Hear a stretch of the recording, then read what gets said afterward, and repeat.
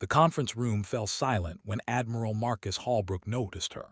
She stood near the refreshment table at the Naval Special Warfare Charity Gala, wearing a modest black dress that hung slightly loose on her frame, her hair pulled into a simple bun. What caught his attention wasn't her appearance. It was the crisp, perfect salute she'd rendered to a passing Master Chief, a gesture so precise it could only come from muscle memory burned into someone's soul through years of service.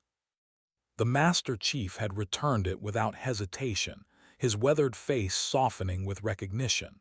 Holbrook watched this exchange with growing curiosity. He'd been in the Navy for 32 years, commanded SEAL teams across 3 continents, and he could spot a pretender from 100 yards. This woman was no pretender, but who was she? He approached with the measured stride of a man accustomed to authority, his dress whites pristine, his chest heavy with ribbons that told stories most people would never hear. "Evening," he said, his tone friendly but probing.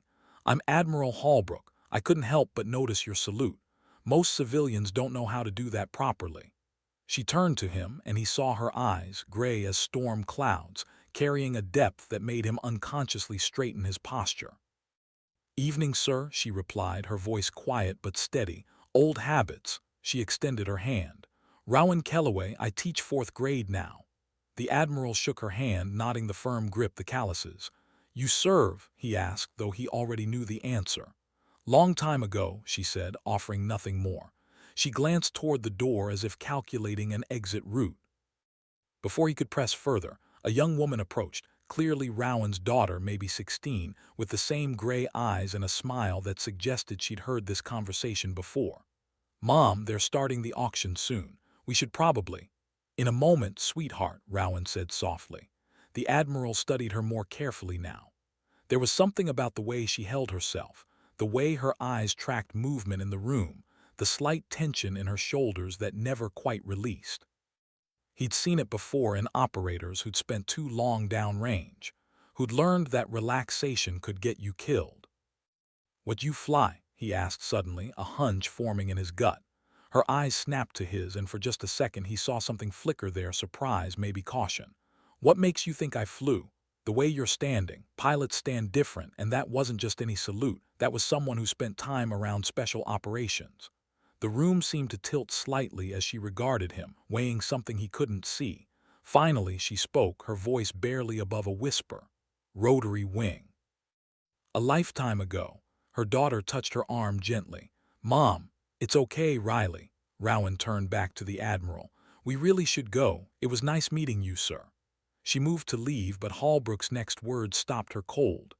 "Delta wife," he said quietly, reading the faded ink on her wrist that she'd unconsciously exposed when adjusting her sleeve, a call sign tattooed in small, precise letters. The ballroom's ambient noise faded into background static as Rowan Kellaway froze, her back to Admiral Holbrook, every muscle in her body going rigid. Riley looked between them, confused but sensing the sudden weight in the air.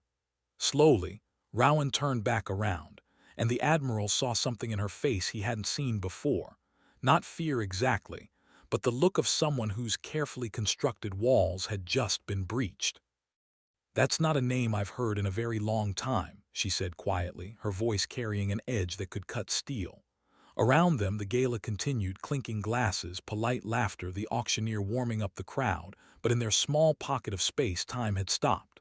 Holbrook took a step closer, lowering his voice. "Rowan Kellaway, Jesus Christ, you're the Night Stalker who flew the Kandahar extract. Winter of 2011. The one everyone said couldn't be done." She didn't confirm or deny, just stared at him with those storm cloud eyes. Riley tugged her mother's arm. "Mom, what's he talking about?" "Nothing, baby, just old war stories." But Holbrook wasn't backing down. He'd spent 12 years trying to find out who'd piloted that helicopter, the one that had pulled his team out of a valley so hot it had turned into a kill box. The mission had been scrubbed from official records, buried under layers of classification so deep that even he'd hit walls trying to access it. All he'd ever gotten were whispers. A female pilot, call sign Delta wife, who'd flown a crippled MH-60 through a sandstorm and enemy fire to extract a team that intelligence said was already dead. "You pulled 8 operators out of the Hindu Kush that night," he continued, his voice thick with emotion he rarely showed. "3 of them were my men, 1 of them was my brother." Rowan's composure cracked for just a second, her eyes glistening. "Sir, I really need to go. You saved his life. You saved all their lives. The after-action review said the bird took 17 hits, that you flew it with partial hydraulics, no tail rotor authority, in 0 visibility. They said it was the finest piece of flying they'd ever seen." "They said a lot of things," Rowan replied, her jaw tight. "Most of them not true." "Then tell me what was true." She looked at her daughter, then back at him. "What's true is that I did my job and then I came home and now I teach kids how to read. That's all there is to it." But it wasn't all there was to it, and they both knew it. Holbrook pulled out his phone, scrolled through photos, found the one he wanted. He turned the screen toward her. It showed a young man in army fatigues, grinning at the camera, very much alive. "That's Jake, my brother. He's a colonel now, got 3 kids.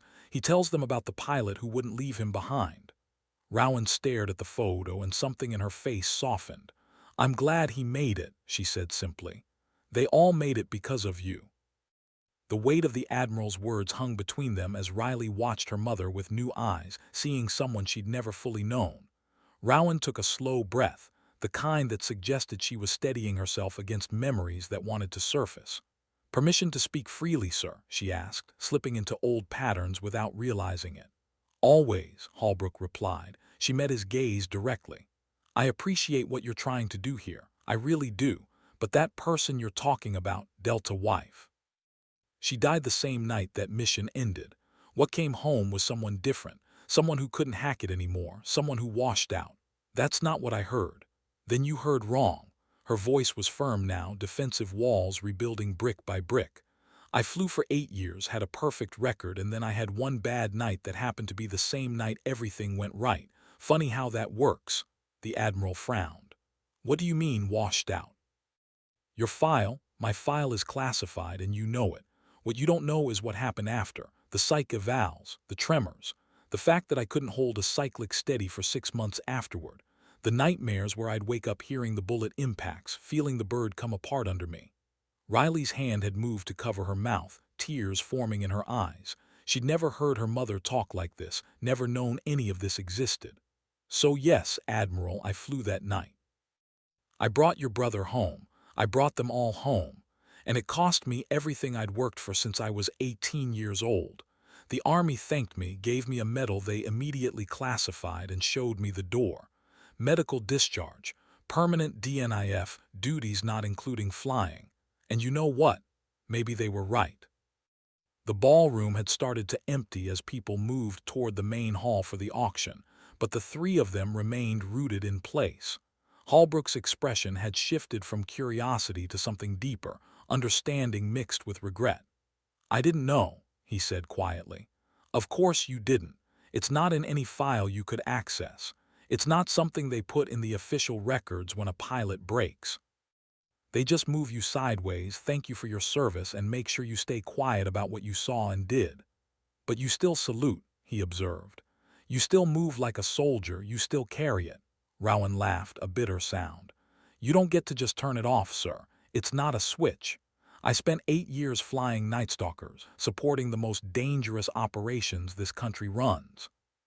I was 23 when I got my wings, 25 when I made the 160th, and 31 when they grounded me. For 8 years I was good at something that mattered. Now I teach multiplication tables and help 9-year-olds learn to spell. Don't get me wrong, I love those kids, I love my daughter, I love the life I've built. But you ask me why I still salute." She paused, her voice catching. "Because some part of me will always be that pilot, even if I never fly again." Riley moved closer to her mother, slipping an arm around her waist. "Mom, I had no idea. You never told me any of this. Because you didn't need to know. You needed a mother who was present, who wasn't broken, who could give you a normal life. But this is part of who you are," Riley said, tears streaming now. The auction began in the adjacent hall, but none of them moved. Admiral Holbrook ran a hand across his jaw, processing everything he'd just heard. His mind was racing, connecting pieces, seeing the larger picture that had eluded him for over a decade. Rowan, he said carefully, using her first name for the first time. What if I told you that mission, the Kandahar extract, it's still talked about? It's still studied. They use the cockpit recording in advanced tactical flight courses. They just don't say who flew it. She looked at him sharply. They kept the recording. Redacted, of course. No names, no call signs. But they kept it because it's the single best example of emergency combat aviation they've ever documented. Pilots study your decisions, your airmanship, your ability to fly a critically damaged aircraft in impossible conditions. You're teaching the next generation of combat pilots, and you don't even know it. For the first time since the conversation began, Rowan looked genuinely surprised. I didn't know they kept it. They kept it because it matters, because what you did matters. And I think, he paused, choosing his words carefully, I think maybe you need to understand that washing out doesn't mean you failed. It means you gave everything you had and then you gave more. It means you pushed past human limits to bring people home, and yes, it broke something inside you. But breaking isn't the same as failing. Rowan's eyes were wet now, though she refused to let the tears fall. Riley held her tighter.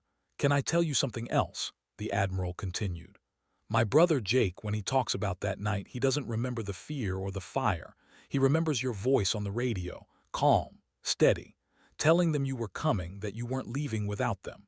He said it was the first time in 6 hours he believed he might actually survive. The words hit Rowan like a physical force, and she had to look away, blinking rapidly. A waiter passed by with champagne flutes, oblivious to the emotional wreckage occurring in his path. The sounds of the auction filtered through. Someone had just won a dive trip to the Bahamas, judging by the applause. What was it like? Riley asked quietly, looking up at her mother with a mixture of awe and concern. Flying into something like that. Rowan was quiet for a long moment, and when she spoke, her voice was distant, as if she were seeing something far away. It's like threading a needle in the dark while someone shoots at you. You don't think. You can't think. You just react, trust your training, trust your crew. Every decision has to be instant and right because hesitation gets people killed. And the whole time there's this voice in your head saying you're not good enough, you're too young, you're going to fail. You silence that voice because good men are counting on you to be better than you think you are. Were you scared? Riley asked. Terrified, Rowan admitted. Every second of it. Fear doesn't go away just because you're trained. You just learn to function through it, to make it smaller than the mission. Those men needed to come home. They had families, futures, people who loved them. My fear didn't matter compared to that. Admiral Holbrook watched her speak, seeing the officer she'd been beneath the civilian she'd become. You said you can't fly anymore. The tremors, are they still an issue? Rowan flexed her right hand unconsciously, a gesture that answered his question. Some days better than others. Stress makes it worse.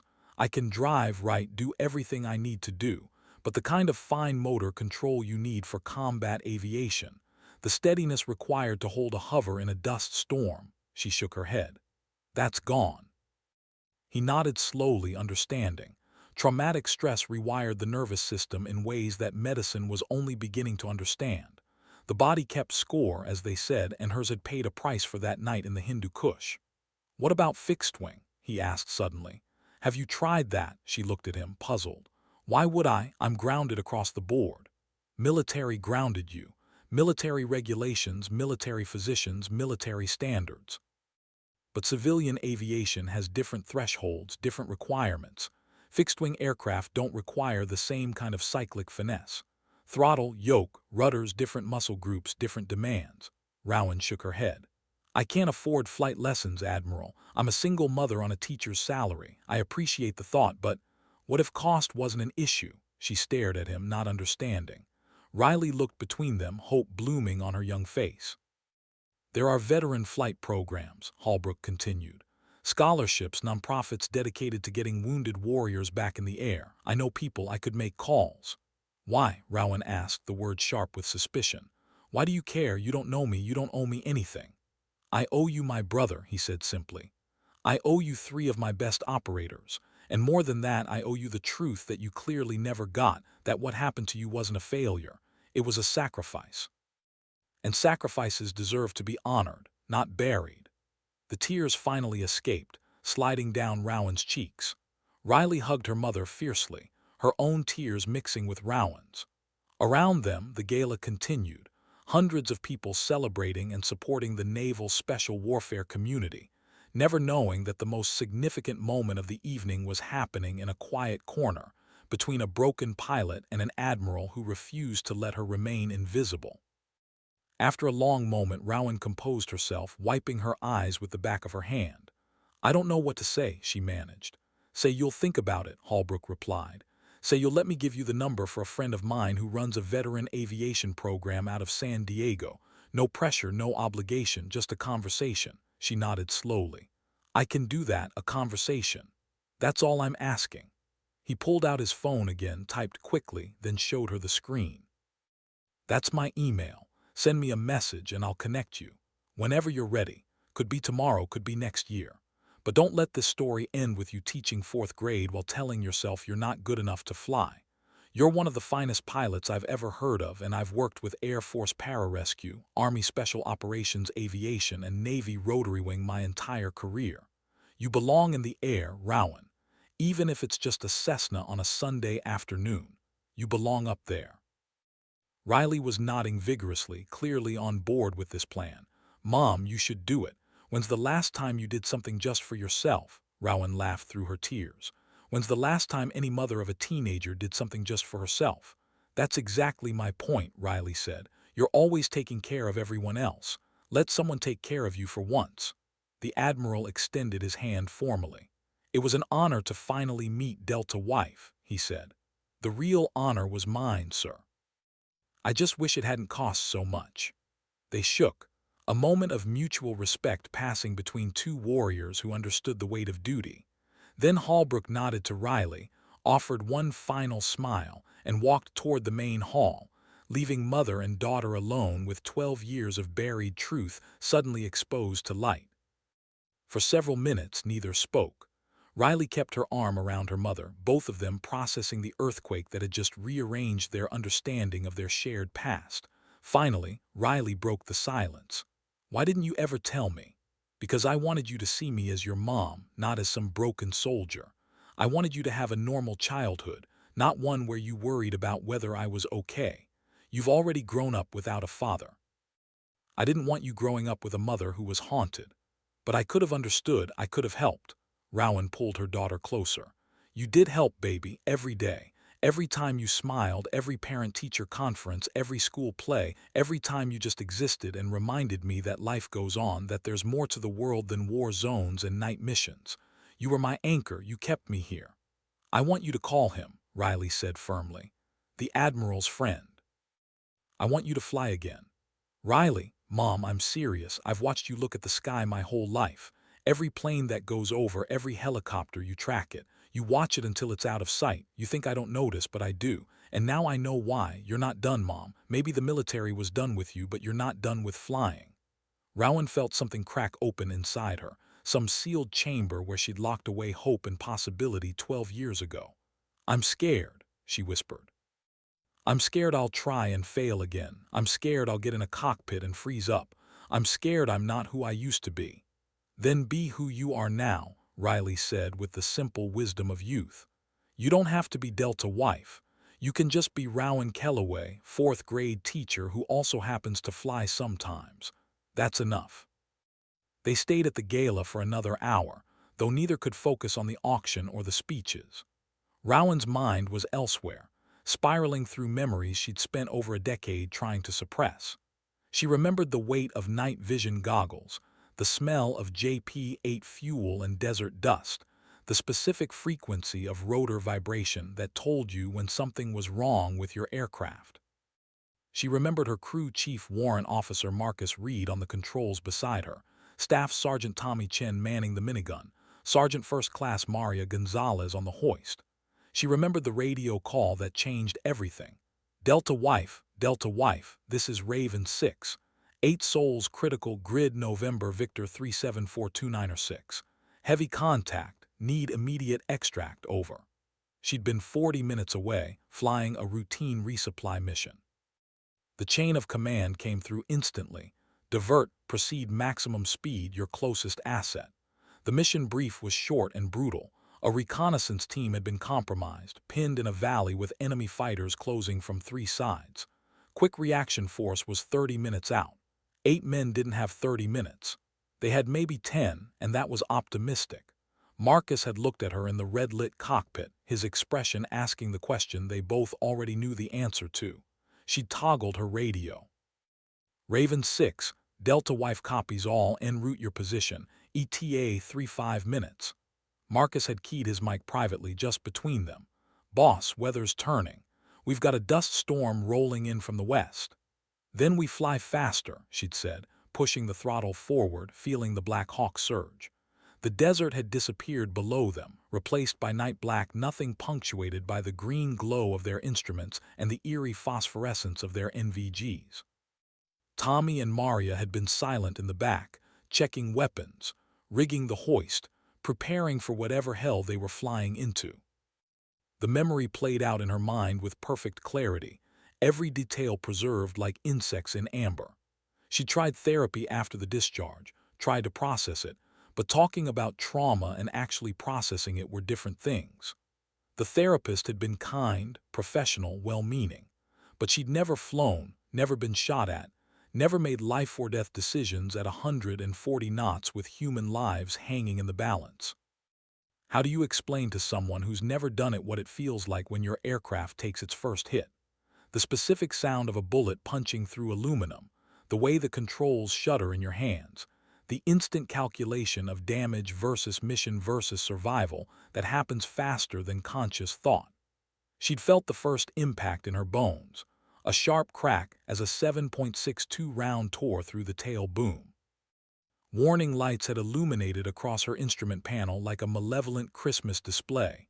Taking fire, Marcus had called, his voice tight but controlled. Boss, we've got hydraulic pressure dropping on System 2. I see it, she'd said, hands already compensating, adjusting her inputs to account for the degraded flight controls. Tommy, light them up. The minigun had opened up, its distinctive roar filling the cabin as Tommy engaged targets he could barely see through the dust and darkness. Maria had been calling out threats, her voice steady as she scanned with the targeting system. Multiple vehicles, 11 o'clock, 800 meters. Infantry in the rocks, 2 o'clock, 500 meters. Rowan had jinked the aircraft, trading altitude for maneuverability, making them a harder target while still closing on the extraction point. Every instinct screamed at her to turn around, to break contact, to save her crew from the nightmare they were flying into. But 8 men were dying in that valley and they'd called her name. Delta Wife, come get us, don't leave us here. They'd reached the valley with the aircraft bleeding fluid and the dust storm hitting like a solid wall. Visibility had dropped to near zero. Marcus had taken over radio coordination while she focused entirely on flying, every bit of her attention devoted to keeping them airborne. The landing zone was hot, enemy fire coming from multiple directions, the reconnaissance team barely holding a defensive perimeter. Delta Wife, Raven 6, we are combat ineffective, 3 urgent surgical, we need immediate extract, we can't hold. The voice had been young, terrified, trying to maintain composure while his world collapsed around him. Raven 6, stand by, inbound, she transmitted, then switched to intercom. Marcus, I need you to spot for me. Tommy, Maria, we're going in hot. Get them loaded fast, we're not staying. Roger, all 3 had replied simultaneously. What happened next, she'd replayed 10,000 times in the years since.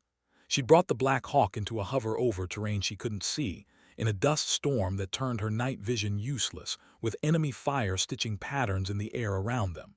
She'd flown on instruments and instinct, feeling for the ground effect, trusting Marcus's altitude calls, lowering the bird inch by careful inch while bullets sparked off their armor. 30 feet, Marcus had called. 25. Taking more fire, RPG 3 o'clock. She'd felt the rocket pass beneath them, the pressure wave rocking the aircraft. Her hands had never wavered on the controls. 20 feet. 15, 10, 5, dust cloud, I've lost visual, you're on instruments. She'd held it, Every muscle locked, every nerve screaming, the aircraft bucking and shaking, controls getting mushy as hydraulics failed, the world reduced to a handful of instruments and pure willpower. Wheels touching. "We're down," Marcus had shouted. The extraction had taken 90 seconds that felt like 90 years.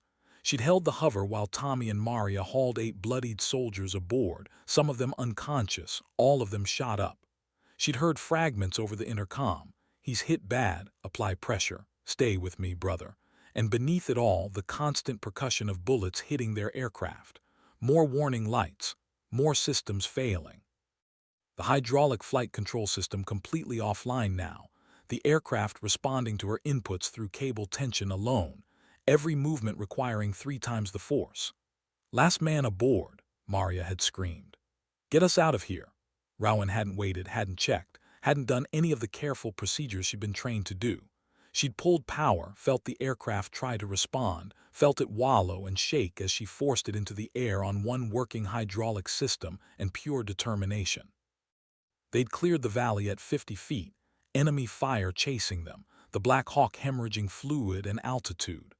"Mayday, mayday, this is Delta Wife, aircraft critical, multiple casualties on board, requesting immediate priority routing to nearest surgical facility," she transmitted, her voice somehow still calm despite the chaos.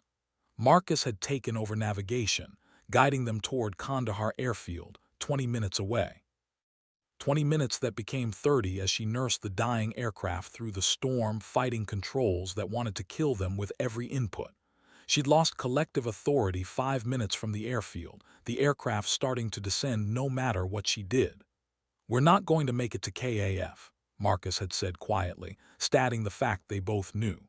"We're going to make it," she'd said through gritted teeth. And somehow, impossibly, they had. She'd put the Black Hawk down on the runway threshold with no hydraulics, no tail rotor authority, barely any power, in a crosswind that should have flipped them. She'd set it down so gently that the wounded soldiers barely felt it. Then she'd released the controls and her hands had started shaking so violently she couldn't stop them. The tremors had started that night and never fully went away.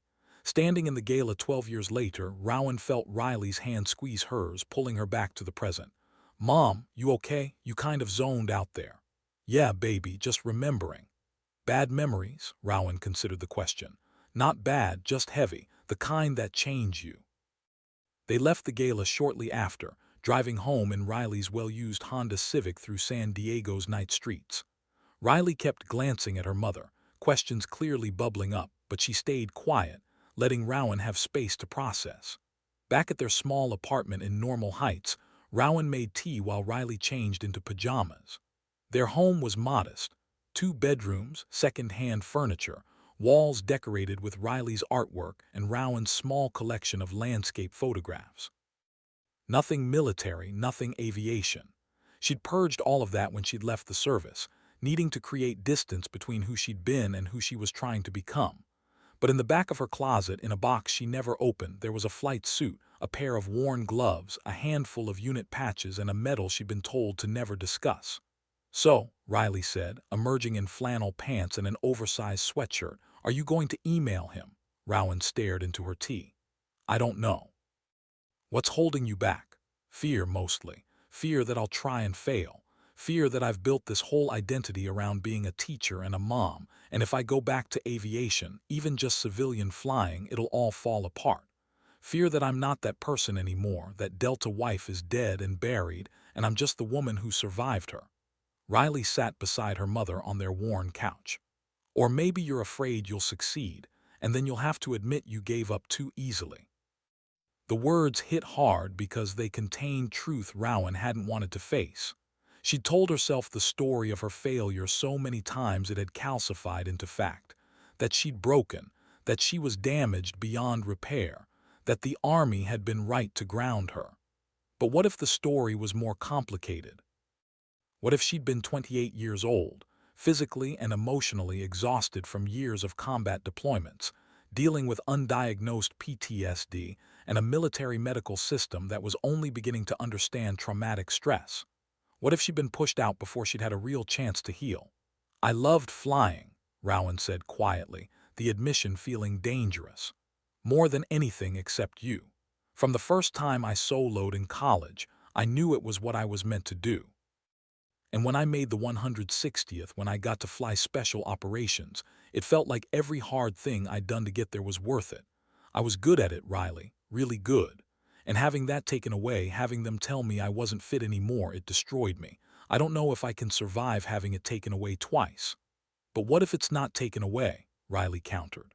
What if you could fly on your own terms? Not for the military, not for combat, just for yourself. What if you could have that piece of yourself back without all the trauma attached to it? Rowan looked at her daughter, marveling at when exactly she'd become so wise. When did you grow up? Probably while you were busy making sure I had a good life. Mom, I'm going to college next year. You're going to have an empty apartment and a lot of time to think about what comes next. Maybe this is it. Maybe this is the thing that comes next. They talked until nearly midnight, processing the evening's revelations, discussing possibilities and fears. Finally, exhausted, they went to bed. But Rowan lay awake, staring at her ceiling, mind spinning through memories and maybes. At 2 in the morning, she got up, retrieved her laptop, and opened her email. She stared at the blank composed window for 10 minutes before finally typing. Subject: Conversation from the gala tonight. Admiral Holbrook, this is Rowan Kellaway, Delta wife. Thank you for the conversation this evening and for sharing the information about your brother. I'm glad he's well. I'd be interested in speaking with your contact about veteran aviation programs if the offer still stands. No promises, but as you said, a conversation. Respectfully, Rowan. She hit send before she could second-guess herself, then closed the laptop and went back to bed. Sleep came easier than it had in years. Admiral Holbrook's response arrived before 7 the next morning. Rowan, thank you for reaching out. I've copied my friend Paul Hendricks on this email.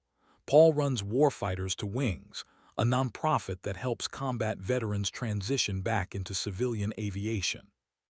He's a former Air Force pilot himself and understands the unique challenges you're facing. Paul, meet Rowan Kellaway, call sign Delta wife, formerly 160th SOAR. She flew the Kandahar extract I've told you about, the one they still teach at Fort Rucker. She's interested in exploring options for getting back in the air. Take good care of her. She's the reason my brother came home alive. Marcus Holbrook. Within an hour, Paul Hendricks had responded with a warm email introducing himself, explaining his program, and suggesting they schedule a phone call to discuss her situation with no pressure or obligation. 3 days later, Rowan found herself on the phone with Paul, telling her story to someone who actually understood it. He listened without judgment as she explained the tremors, the medical discharge, the years of telling herself she'd never fly again. Here's what I think, Paul said when she finished. I think the military was right to ground you from combat aviation. Not because you weren't capable, but because you'd given everything you had and your body was telling you it was done. You flew yourself to exhaustion and beyond, and there are consequences for that. His words should have stung, but somehow they didn't. Maybe because he was acknowledging the reality without judgment. But, Paul continued, recreational flying is different. Different aircraft, different demands, different stakes. You're not dodging missiles or landing in hot zones. You're flying for the joy of it, the peace of it, the simple pleasure of being airborne. And yes, you'll need to demonstrate that you can handle the controls safely, but the threshold is different. I've worked with pilots who had worse tremors than you describe, and they're flying Cessnas now, taking their grandkids up, enjoying the sky without the trauma. I can't afford flight training, Rowan said. That's where the program comes in. We provide scholarships for qualified veterans, full funding for private pilot training, including ground school, flight hours, examiner fees, everything. You'd work with an instructor who specializes in working with combat vets, someone who gets it. And you go at your own pace, no pressure. Rowan felt tears forming again, overwhelmed by the possibility opening before her. Why, she asked. Why do you do this? Because I spent 20 years flying for the Air Force, and when I retired I felt lost. Flying for myself, for fun, for peace, it saved me. And I figured if it saved me, maybe it could save others. You people gave years of your life to this country, flew dangerous missions most people will never know about, and then got chewed up and spit out. The least we can do is give you back a piece of what you lost. They talked for over an hour. By the end, Rowan had agreed to come to Paul's flight school in Ramona, just northeast of San Diego, for an introductory flight with one of his instructors. No commitment, just a chance to see how she felt in a cockpit again. "One thing," Paul said before they hung up. "Your call sign, Delta Wife. What's the story there?" Rowan laughed softly, a sound without much humor. "I was married when I joined the 160th. My husband was Army too, worked in logistics. The marriage didn't survive my deployments and his resentment about my career. We divorced my second year with the regiment. But I'd already gotten the call sign, and in the Night Stalkers, call signs stick. So I stayed Delta Wife even after there was no husband, no wife, no Delta. Just me and my bird and whatever mission came next." "That's a hell of a call sign to carry," Paul observed. "It was a hell of a job to carry," she replied. They scheduled her introductory flight for the following Saturday. Rowan told Riley, who responded with a level of enthusiasm that was both touching and slightly terrifying. Her daughter immediately began researching everything about small aircraft, watching videos of flying lessons, planning elaborate scenarios where Rowan would take her up for scenic flights along the coast. "Don't get ahead of yourself," Rowan cautioned. "This is just one flight. I might get in the cockpit and realize I can't do it. Or you might get in the cockpit and realize you were always meant to come back," Riley countered. Saturday arrived with perfect weather, clear skies, light winds, the kind of day pilots dream about. Rowan drove to Ramona with Riley beside her, both of them nervous and excited. The flight school was small but well-maintained, a collection of hangars and a modest office building beside a single runway. Several Cessnas were parked on the ramp, their wings gleaming in the morning sun. Paul Hendricks met them in the parking lot, a man in his early 60s with silver hair and the kind of calm demeanor that immediately put Rowan at ease. "You must be Rowan," he said, shaking her hand. "And you're Riley. Welcome. Thanks for coming out." They walked to the office where Rowan met her instructor for the day, a woman named Sarah Chen, no relation to her former crew chief, though the name made Rowan's heart clench. Sarah was in her 40s, former Navy helicopter pilot, now civilian flight instructor specializing in working with veterans.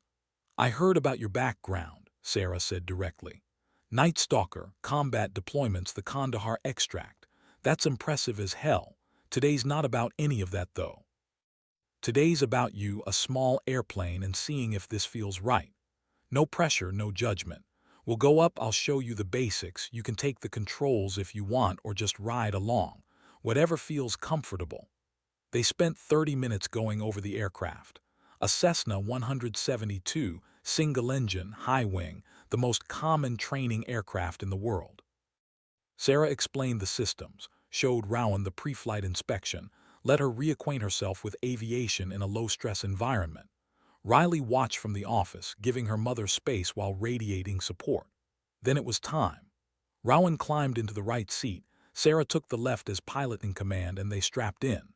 The cockpit smelled like vinyl and aviation fuel and possibility. Sarah started the engine, the prop spinning up, and Rowan felt something shift in her chest, recognition maybe. Or homecoming. They taxied to the runway, Sarah handling the controls, talking through every action.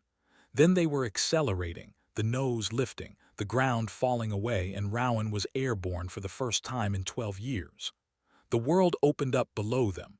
The hills of Ramona, the sprawl of San Diego in the distance, the Pacific Ocean a blue ribbon on the western horizon.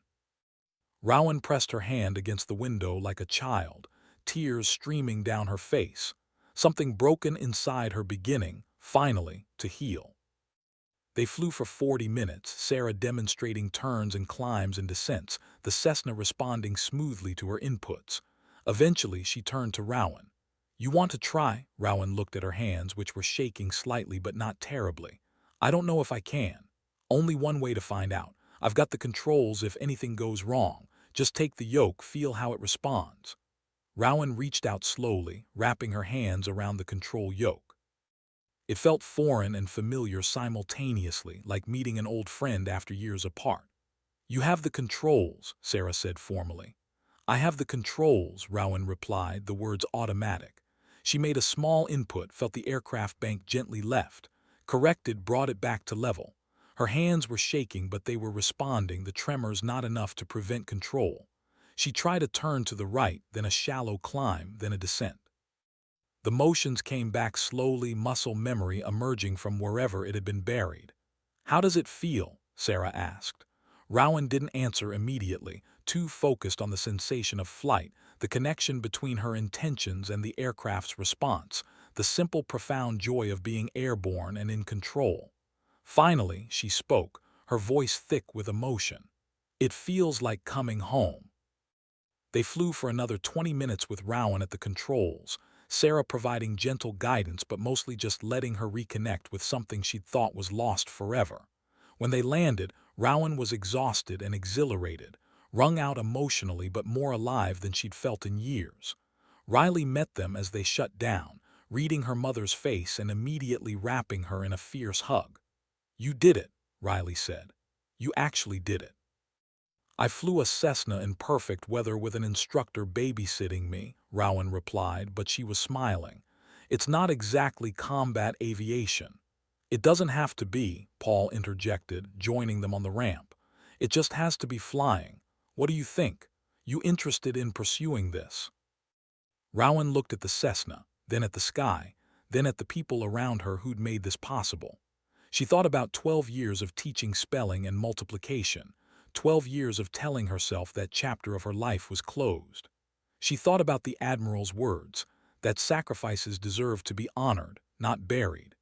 She thought about Delta Wife, that younger version of herself who'd flown into hell to bring people home, who'd given everything she had until there was nothing left. Maybe it was time to give her a different ending. "Yeah," Rowan said. "I'm interested." The paperwork took weeks, medical certifications, FAA documentation, scholarship applications.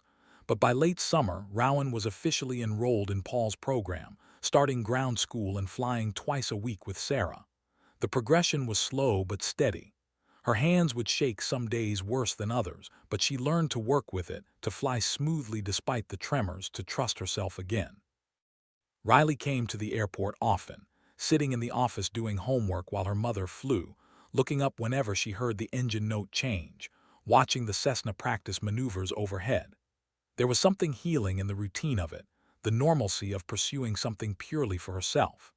The school year started, and Rowan returned to her classroom, but something had shifted. She was still a good teacher, still loved her students, but she was no longer defined solely by that role. She was also a pilot, not the pilot she'd been, but a pilot nonetheless.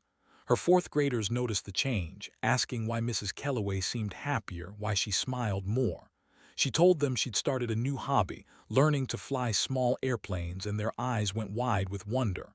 "Like a fighter pilot?" one asked. "Like an explorer," she corrected. "Someone who gets to see the world from above and remember how beautiful it is." She soloed in October, 3 months after that first flight with Sarah. The solo flight was a requirement of private pilot training. The student had to take the aircraft up alone, proving they could handle it without an instructor's safety net. Sarah had signed her off that morning, checked Rowan's preparation, and sent her to the plane. "3 takeoffs and landings," Sarah instructed. "Stay in the pattern, don't do anything fancy, and remember, you've got this. I wouldn't send you up if I didn't believe you were ready." Rowan had walked to the Cessna alone, her heart pounding, the weight of the moment settling on her shoulders. This was different from flying with Sarah. This was just her and the machine and the sky. She completed the pre-flight inspection with meticulous care, then climbed in, strapped down, started the engine. The radio calls were automatic, her voice steady as she communicated with the tower. Then she was taxiing, running through checklists, positioning on the runway. "Cessna 72 Tango November, cleared for takeoff runway 27, the tower transmitted.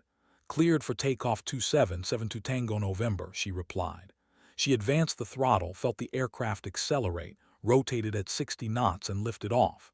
And just like that, she was alone in the sky for the first time in 12 years. The tears came immediately, but they didn't interfere with flying. She flew the pattern perfectly, set up her approach, touched down smoothly. 2 more times she went around, each landing better than the last. When she taxied back to parking after the third, Sarah was waiting with a huge grin and a pair of scissors. The tradition was to cut off the student's shirt tail after their first solo, signing it and dadding it as a permanent record of the achievement. Rowan stood still while Sarah cut away a piece of her shirt, laughing and crying simultaneously. "You did it," Sarah said, writing on the fabric with a Sharpie. "Delta Wife flies again." The shirt tail went up on the wall in the flight school office alongside dozens of others, each one representing someone's journey back to the sky. Paul took a photo of Rowan standing beneath it, posted it on the school's social media with a caption about second chances and honoring our veterans. The post went viral. Within days, Rowan's story was being shared across military aviation communities, veterans groups, social media platforms. Someone tracked down the cockpit recording of the Kandahar extract, and though it was still officially classified, portions of it leaked online.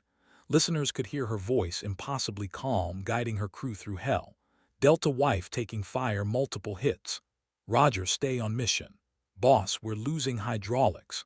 I know. Keep talking to me, Marcus. I need your eyes. Troops in sight, 12 o'clock, 200 meters. I've got them. Tommy, lay down suppression. Maria, prep the hoist." The audio was terrifying and inspiring in equal measure, 3 minutes and 40 seconds of combat aviation at its finest. The comments sections filled with speculation, with veterans sharing what they knew, with people trying to identify the pilot. Someone connected the dots between the leaked audio and the flight school post. A military blogger wrote a piece titled "The Return of Delta Wife." A YouTube channel dedicated to military history produced a 15-minute video analyzing the Kandahar extract, using the cockpit audio and declassified mission reports. The video ended with Rowan's recent photo at the flight school, noting her journey from combat pilot to grounded veteran to civilian aviator. The video got 2 million views in a week. Rowan's phone wouldn't stop ringing. News outlets wanted interviews. Military publications wanted to feature her. The Army's Public Affairs Office called, carefully asking her to remember her classification agreements while also expressing pride in her service.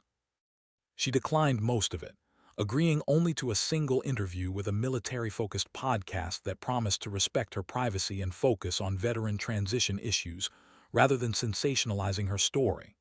The interview aired in November. She talked about PTSD, about medical discharge, about the difficulty of leaving a career you loved, about the importance of programs like Warfighters to Wings. She talked about Riley, about teaching, about finding purpose outside of uniform. And she talked about the Kandahar mission as much as she was allowed to, describing what it felt like to fly into that valley knowing she might not come out. "People call it heroic," she said, "but in the moment it didn't feel heroic. It felt necessary. Those men needed extraction, and I had the aircraft and the training to do it. You don't think about medals or recognition. You think about bringing people home to their families." The interviewer asked about her call sign.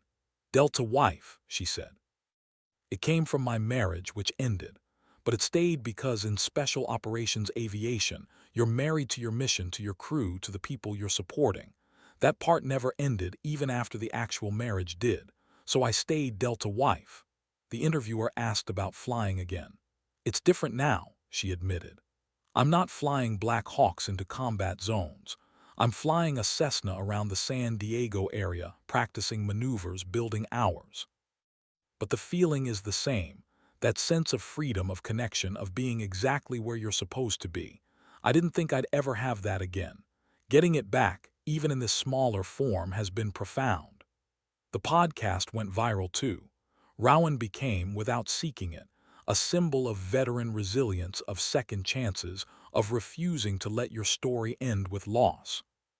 She received hundreds of emails from veterans dealing with their own transitions, their own struggles, their own feelings of being broken beyond repair. She answered every email she could, sharing her story and Paul's contact information, trying to pay forward the grace that had been shown to her. Some of the emails came from women, in particular, female veterans who'd served in male-dominated career fields, who'd been pushed out or broken down, who needed to know they weren't alone. Rowan spent hours crafting responses, sharing resources, offering encouragement.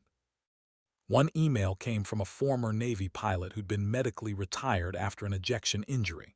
"I thought my flying days were over," she wrote, "but your story made me realize maybe there's another chapter. Thank you for showing us it's possible." Another came from a male Army pilot who'd lost his medical certificate after a PTSD diagnosis. "They told me I'd never fly again," he wrote. "I believed them for 8 years. Then I saw your video. I'm looking into civilian programs now. You gave me hope when I didn't think I had any left." The emails kept coming, dozens turning into hundreds. Paul reported that applications to warfighters to wings had tripled, that they were having to raise additional funds to meet the demand. Other veterans' aviation programs reported similar surges. Rowan had inadvertently sparked a movement. In December, she passed her private pilot check ride, the final exam that would earn her civilian pilot's license. The examiner was a retired Air Force colonel who'd heard her story and specifically requested to conduct her test. They flew for 2 hours, running through maneuvers and emergency procedures, cross-country planning and navigation. At the end, he shook her hand. "That was some of the finest flying I've evaluated in 30 years of being an examiner," he said.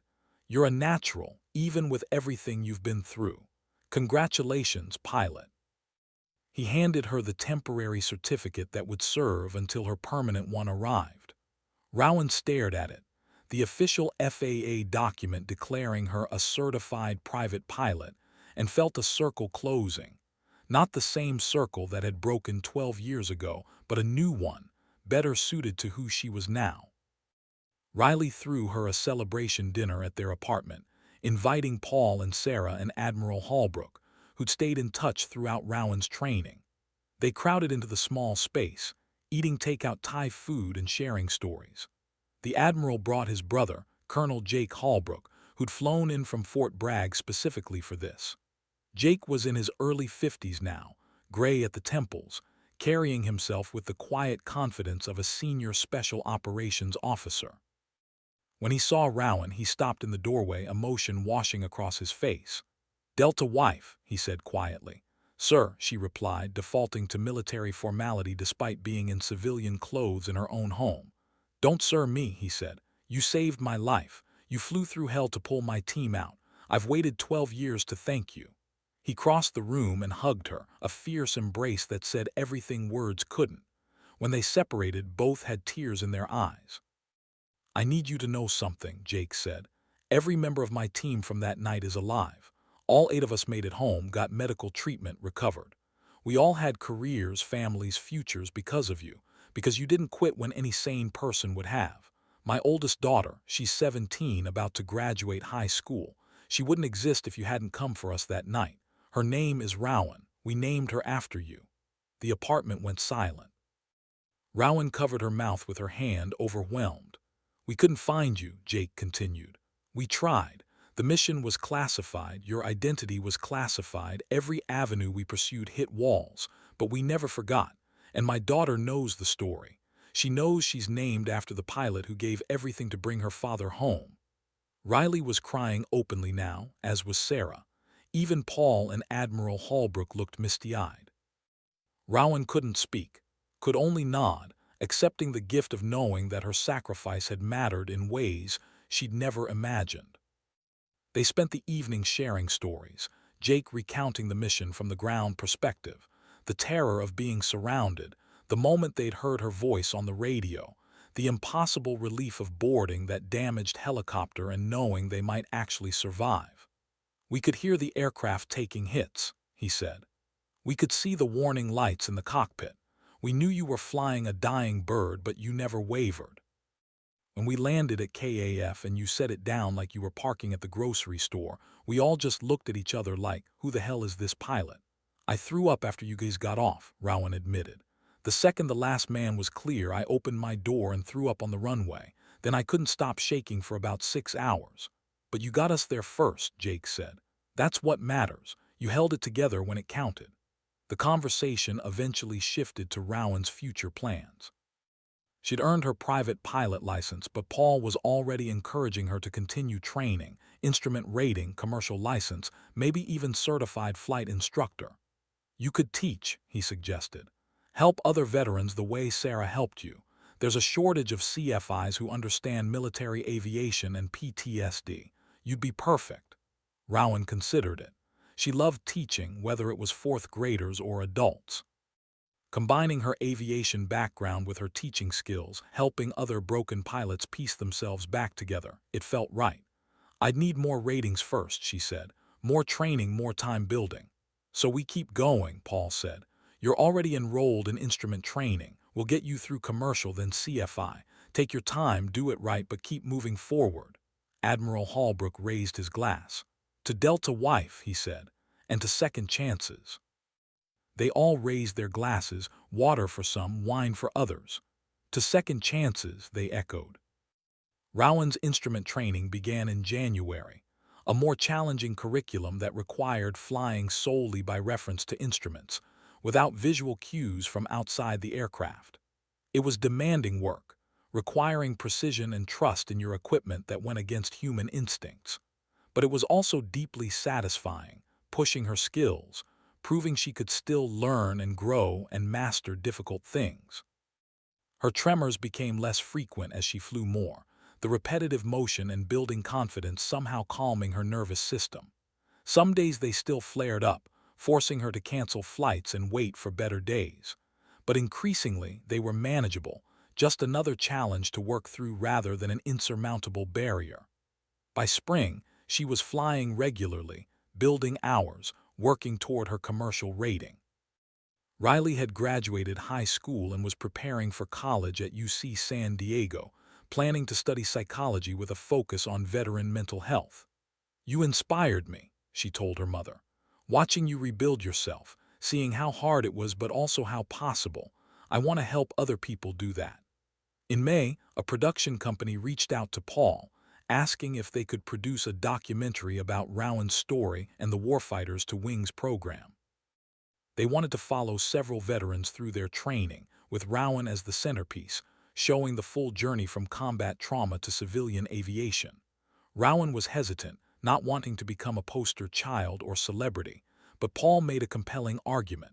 Think about all those emails you got, he said. All those veterans who saw your story and realized they had options. Now imagine reaching millions more. Imagine the funding we could raise for programs like this. Imagine the pilots we could help. This isn't about making you famous. It's about showing people what's possible. After discussing it with Riley and taking a week to think it over, Rowan agreed. The documentary filmed throughout the summer, capturing her working toward her commercial license, teaching alongside Sarah, talking with other veteran pilots in the program. They interviewed Admiral Holbrook and Jake, Paul and Riley, even tracked down her former crew members from the 160th, Marcus, Tommy, and Maria, who all still served in various capacities. The filmmakers were respectful and thoughtful, understanding the line between telling a compelling story and exploiting trauma. They focused on resilience, on community, on the power of finding purpose after loss. The documentary premiered at a film festival in September, titled Delta Wife, A Pilot's Return. It won the Audience Award and was immediately picked up by a major streaming service. When it released publicly in October, it became one of the most-watched documentaries of the year.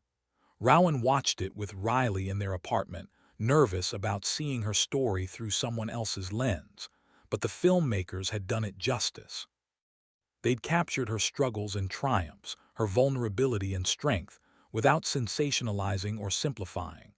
They'd shown the reality of PTSD and medical discharge, but also the possibility of recovery and reinvention. The final scene showed Rowan at her commercial pilot check ride, then receiving her license, then flying solo at sunset over the Pacific. The camera caught her face through the cockpit window, calm, focused, joyful. The narrator spoke over the image. Delta Wife flew into history on a December night in 2011, performing one of the most remarkable pieces of combat aviation ever recorded. She paid a price for that mission that took 12 years to recover from. But on this October evening, she's flying again, not as a weapon, but as a reminder that we contain the capacity to heal, to rebuild, to find new chapters when we think our story has ended. She's no longer the pilot who saved 8 men in Afghanistan. She's something more remarkable, a woman who saved herself. The screen faded to black with a final title card. Rowan Kellaway earned her Certified Flight Instructor rating in November 2024. She now teaches aviation to veterans through Warfighters to Wings, helping others find their way back to the sky. The documentary's impact was immediate and profound. Donations flooded into Warfighters to Wings and similar programs. Veterans by the hundreds reached out, seeking help, seeking hope.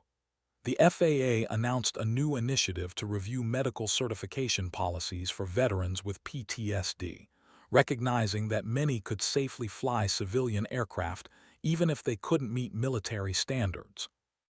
Rowan became an advocate, speaking at conferences, testifying before congressional committees about the need for better veteran transition programs. She was invited to speak at the Women in Aviation Conference, sharing a stage with astronauts and airline captains, telling her story to thousands of aspiring pilots. But she never lost sight of what mattered most, the actual work of teaching, of helping individual veterans one flight at a time. She flew with former Marines who'd lost limbs, with Air Force pilots dealing with traumatic brain injuries, with Navy aircrew fighting through PTSD. Each person had their own story, their own struggles, their own path to healing, and each one needed someone who understood, who'd been there, who could say, "I know it's hard, and I know you can do this." By winter, she'd helped 14 veterans earn their pilot licenses. They stayed in touch, forming a network of survivor pilots who supported each other through the hard days. Several went on to pursue aviation careers, flight instructing, aerial photography, charter flying. Others flew recreationally, using it as therapy, as peace, as proof they were more than their trauma. In December, on the 13th anniversary of the Kandahar mission, Rowan flew to Fort Campbell, Kentucky, home of the 160th Special Operations Aviation Regiment. She'd been invited to speak to the current aviators, sharing lessons learned and perspective from beyond the uniform. Standing before a room full of pilots in flight suits, their call signs embroidered on their chests, Rowan felt time fold in on itself. She'd been them once, young, confident, convinced she was invincible. "I'm not here to tell you war stories," she began. "You all have your own, and many of yours are probably more dramatic than mine. I'm here to talk about what happens after. What happens when the mission ends, when your body or mind says, 'No more,' when the thing that defined you is taken away." She told them about the tremors, the nightmares, the medical discharge. She told them about believing she'd never fly again, about spending 12 years teaching elementary school while looking at the sky and feeling like a part of her was missing. She told them about Admiral Holbrook and Paul and the second chance she almost didn't take. "Some of you will fly your entire career and walk away clean," she said. "That's great. I hope that's most of you, but some of you won't.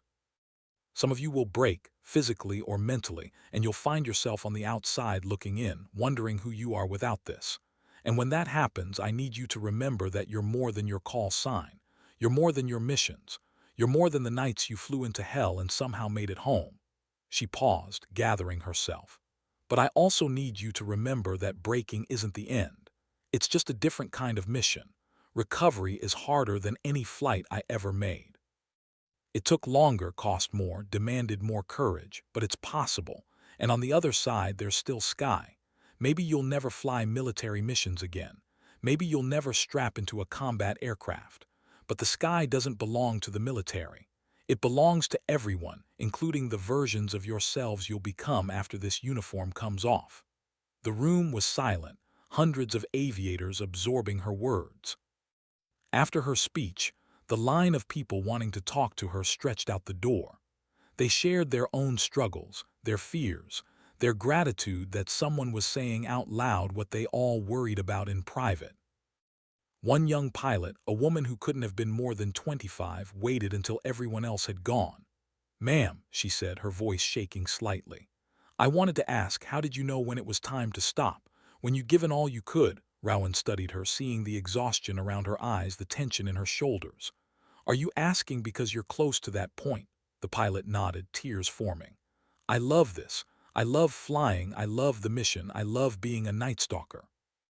But I'm tired in a way I can't explain. And I'm scared that if I admit that, if I ask for help, they'll take it all away.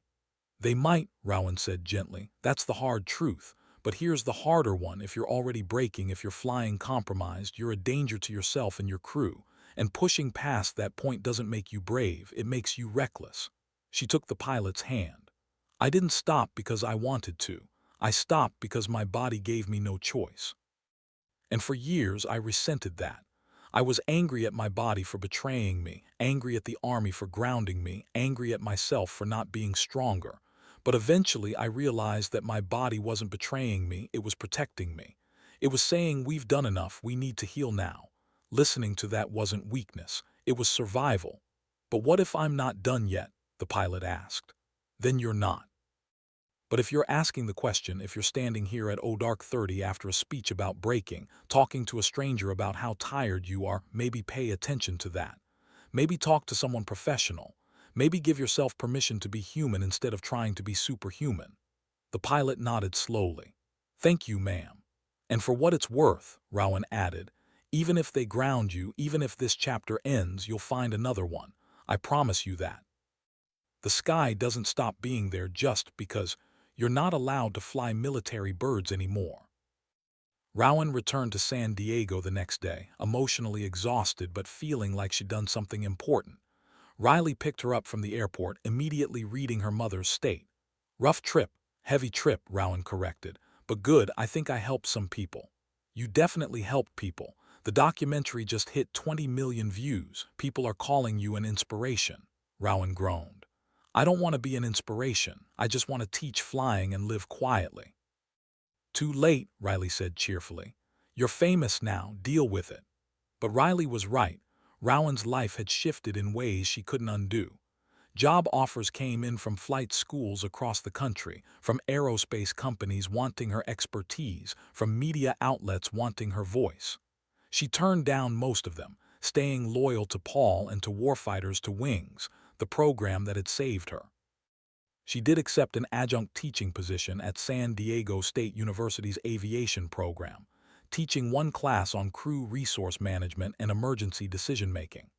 Her students were aspiring professional pilots, most of them in their early 20s, few of them understanding real pressure or real stakes. She taught them not just the technical aspects of aviation, but the psychological ones: how to manage stress, communicate under pressure, make life-or-death decisions in seconds. She used case studies from her own experience, walking them through the Kandahar mission step by step, showing them where the decision points were, asking them what they would have done. You're at a 50-foot hover in zero visibility with your hydraulics failing and bullets coming through your aircraft, she'd say. Do you abort the mission, or do you land and extract the team? The students would debate it, weighing risks and regulations, safety versus mission completion. Then she'd tell them what she'd done and why. There's no right answer, she'd explain. Every decision is a trade-off.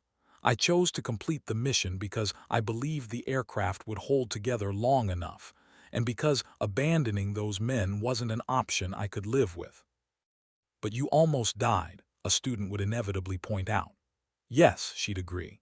And my crew almost died, and we damaged an expensive helicopter, and I ended my career. All of that is true, but 8 men went home to their families. You tell me, was it worth it? The discussions were always intense, pushing her students to think beyond simple right-hand wrong, to grapple with the complexity of real-world decisions where every choice has consequences. By the end of each semester, her class was consistently rated the highest in the aviation program. In spring of 2025, Rowan earned her certified flight instructor instrument rating, allowing her to teach instrument flying in addition to basic pilot skills. She began working with more advanced students at Warfighters to Wings, veterans who already had their private licenses and were pursuing ratings that could lead to professional careers. One of her students was a former Marine helicopter pilot named David Something, Grounded after a crash in Afghanistan left him with chronic back pain. He was bitter, angry, convinced his flying days were over. Rowan saw herself in him, saw the same resentment and grief she'd carried for years. She worked with him patiently, showing him how to adapt his flying to accommodate his physical limitations, how to use trim and autopilot more effectively, how to accept help without feeling like he'd failed. "You're not the pilot you were," she told him one day after a particularly frustrating flight. "And you need to stop trying to be that person, that Marine who flew Cobras in combat. He's gone, but you're still here and you can still fly, just differently." "I don't want to fly differently," he snapped. "I want to be who I was." "I know," she said gently, "but that's not one of your options. Your options are fly differently or don't fly at all. Those are the only two choices, and only you can decide which one you can live with." He'd stared at her, anger warring with recognition. Eventually, he'd nodded slowly. "You really think I can do this, even with the back pain, even with the limitations?" "I know you can," she said, "because I did. I flew for 8 years, broke myself, and then found a new way to fly. You can too. It won't look like what you expected, but it can still be good. It can still matter." He passed his instrument check ride 3 months later. At his celebration, he pulled Rowan aside. "I need to apologize," he said. "I was an asshole to you for weeks. You were trying to help and I fought you every step." "You weren't an asshole," Rowan corrected. "You were grieving. There's a difference. I was grieving too for a lot longer than I want to admit. It's okay to be angry about what you lost. Just don't let the anger stop you from finding what's still possible." He nodded, then surprised her with a hug. "Thank you for not giving up on me. Thank you for showing me there's still a path forward." Stories like David's happened again and again, each veteran bringing their own trauma, their own barriers, their own path to healing. Rowan flew with them, taught them, sometimes cried with them, celebrating each small victory as they rebuilt their relationship with aviation. Summer brought Riley's return from college, now a rising sophomore with tales of dorm life and challenging classes and new friends. They fell back into their comfortable rhythm, dinner together most nights, weekend trips to the airport, long conversations about life and futures and dreams. "I've been thinking," Riley said one evening as they prepared pasta in their small kitchen. "You've spent my whole life taking care of me, making sure I had what I needed, sacrificing your own stuff so I could thrive. When do you get to do something for yourself?" "I am doing something for myself," Rowan replied. "I'm flying, I'm teaching. I love what I do. I mean something bigger. You've turned down like 50 job offers in the past year. What if one of them was actually the right move? What if you're playing it safe because you're scared?" Rowan paused mid-stir, considering her daughter's words. "What brought this on? I saw you turn down the job at that aerospace company, the one that wanted you to consult on aircraft design and pilot interface. Mom, they offered you like 3 times your teaching salary, and you said no without even really considering it."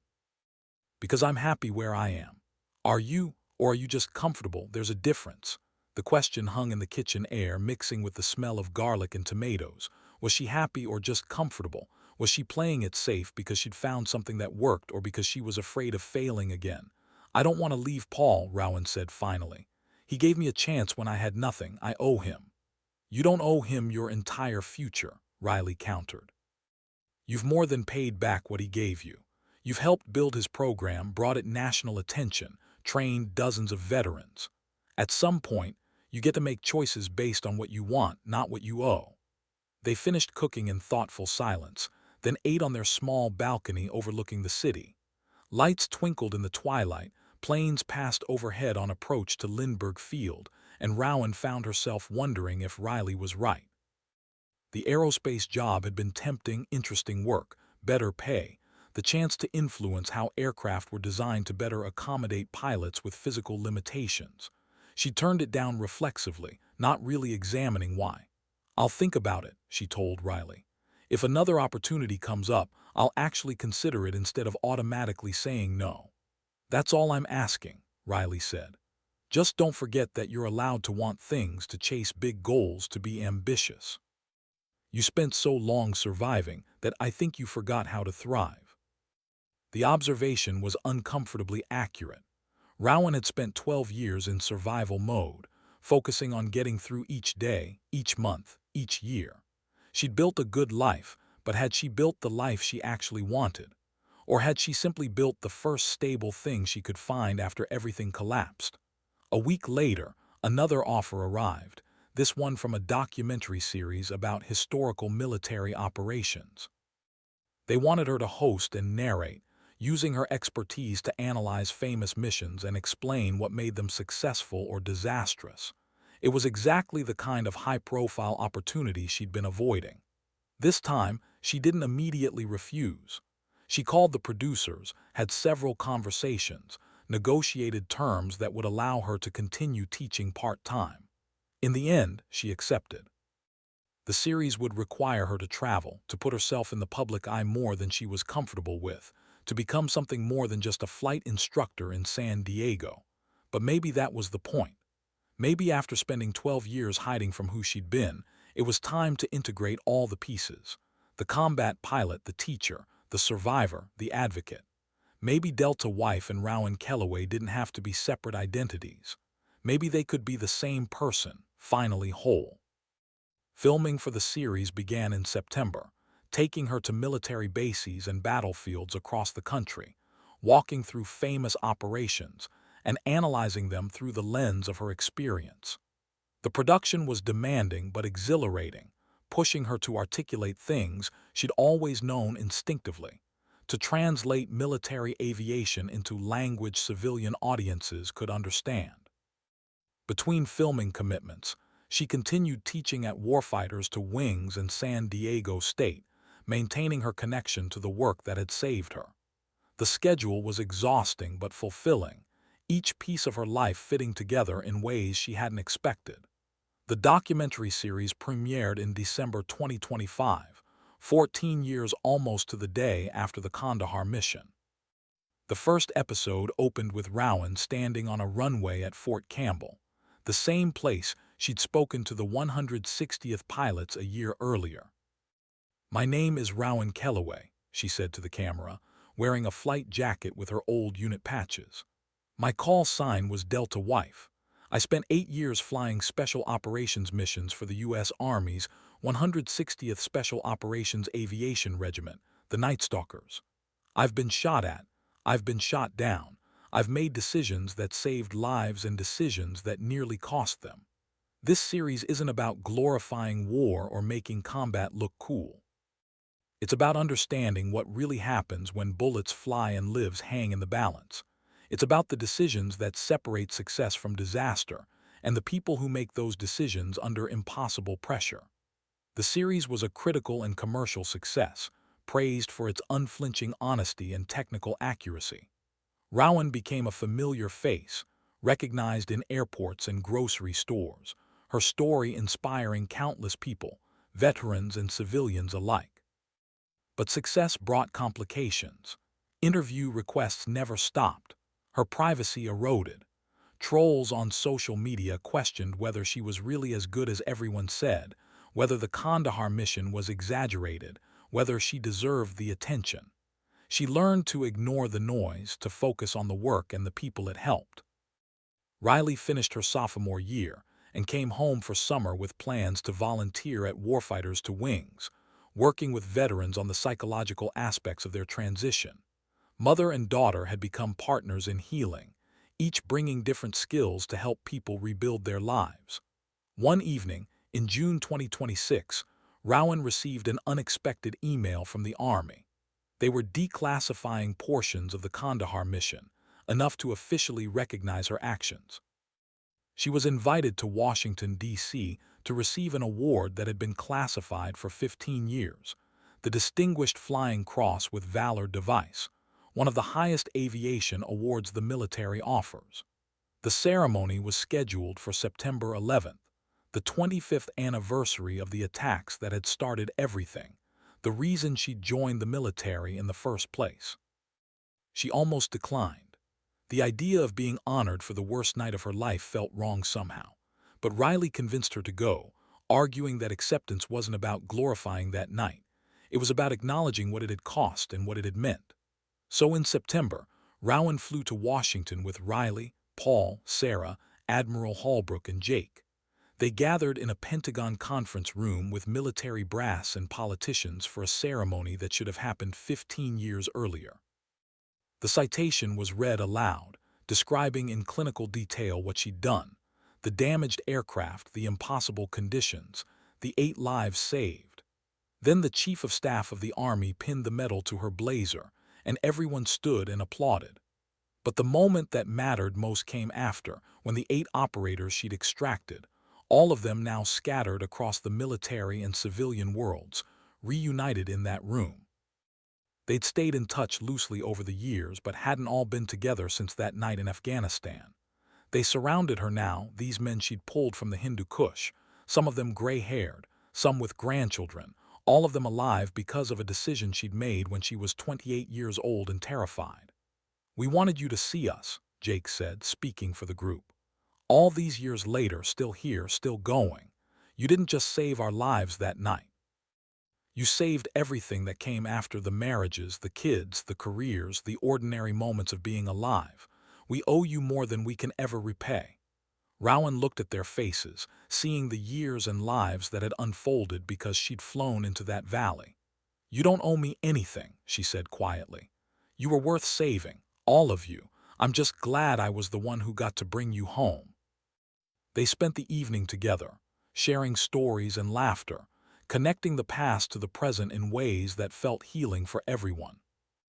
One of the operators, a man named Michael who'd been the youngest on that mission, pulled Rowan aside. "I need to tell you something," he said. "After we got extracted, after we got medical treatment and debriefed and went back to our units, I looked you up. I wanted to thank you. But they told me the mission was classified, that I couldn't discuss it with anyone, that the pilot's identity was need to know, and I didn't need to know. So I wrote you a letter anyway.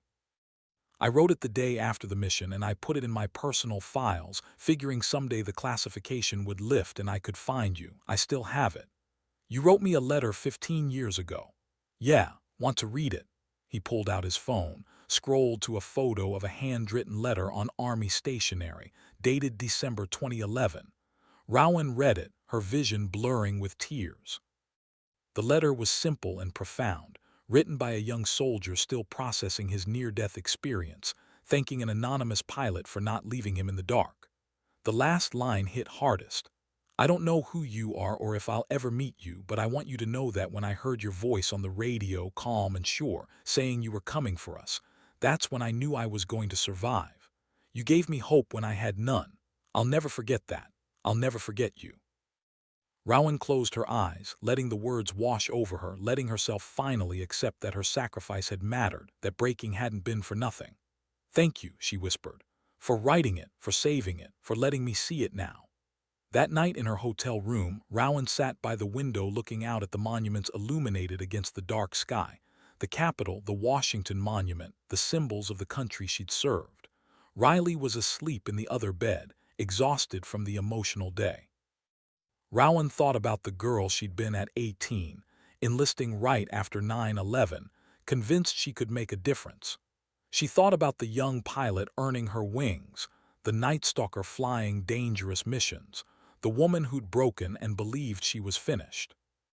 She thought about all the versions of herself she'd been, all the lives she'd lived in one lifetime, and she realized finally that they were all the same person. Delta Wife hadn't died that night in the Hindu Kush. She transformed, evolved, found new ways to serve and new meanings for her call sign. A wife to the mission became a wife to healing, to teaching, to helping others find their way back to the sky. The next morning, before flying back to San Diego, she visited Arlington National Cemetery. She walked among the white headstones, thinking about all the pilots and soldiers who hadn't made it home, whose stories ended in sand and blood instead of ceremonies and second chances. She stopped at the tomb of a Night Stalker pilot who died in Afghanistan in 2013, a woman named Captain Alicia Thompson who'd been part of Rowan's unit. They'd flown together, trained together, become friends. Alicia's death had been part of what broke Rowan, the recognition that it could have been her, should maybe have been her on any of 100 missions that went slightly differently. "I'm still here," Rowan said quietly to the grave. "I'm still flying. I'm trying to make it count to help people the way you would have if you'd made it home. I hope that's enough. I hope I'm doing this right." The white marble offered no answer, but Rowan hadn't expected one. She stood there for a long moment, paying respect, then walked back to where Riley waited at the cemetery entrance. "You okay?" Riley asked. "Yeah," Rowan said. "I am finally actually truly okay." They flew home to San Diego, to their small apartment, to the life Rowan had built from ruins. But it didn't feel small anymore. It felt exactly right. The teaching, the flying, the documentary work, the advocacy, all of it combining into a life that honored both who she'd been and who she'd become. Delta Wife had found her way home, not to the uniform or the combat missions or the identity she'd lost. Home to herself. Home to the sky. Home to the understanding that breaking and healing were both part of the same journey, that the scars we carry can become the wisdom we share. Years passed. Rowan continued teaching, continued flying, continued using her platform to advocate for veterans and aviation safety. Riley graduated, got her degree in psychology, began working with veteran populations herself. The documentary series ran for 3 seasons, each one tackling different aspects of military operations and the human cost of war. Warfighters to Wings expanded to multiple cities, helping hundreds of veterans return to aviation. Paul eventually retired, passing the program's leadership to a younger generation, but Rowan stayed on as senior instructor and board member, ensuring the mission continued. She saw the impact multiply. Veterans she taught went on to teach others, creating a network of support that spread across the country. Some became airline pilots, some flew for law enforcement or medical evacuation, some just flew for joy on weekends. Each one carried forward the lesson she'd learned and shared, that we are more than our traumas, more than our failures, more than the moments that break us. In 2030, on the 20th anniversary of her enlistment, Rowan made one final flight in a Black Hawk. The Army arranged it, a gesture of recognition and closure. She flew from Fort Campbell, the same airfield where she'd landed that damaged helicopter 2 decades earlier. The crew treated her with reverence, and she sat in the left seat, not as pilot in command, but as honored passenger, feeling the familiar vibration of the rotors, the sound she'd once known as well as her own heartbeat. As they lifted off and climbed into the Tennessee sky, Rowan closed her eyes and let herself remember all of it, the good and the bad, the terror and the triumph, the cost and the meaning. Then she opened her eyes and looked forward, toward the horizon, toward whatever came next. The sky stretched out before her, infinite and forgiving, holding space for all the pilots who'd flown and all who would fly, for the ones who'd fallen and the ones still rising, for every soul who'd ever looked up and felt the pull of something greater. Delta Wife smiled, at peace with her ghosts, grateful for her survival, ready for the rest of her story. She was home.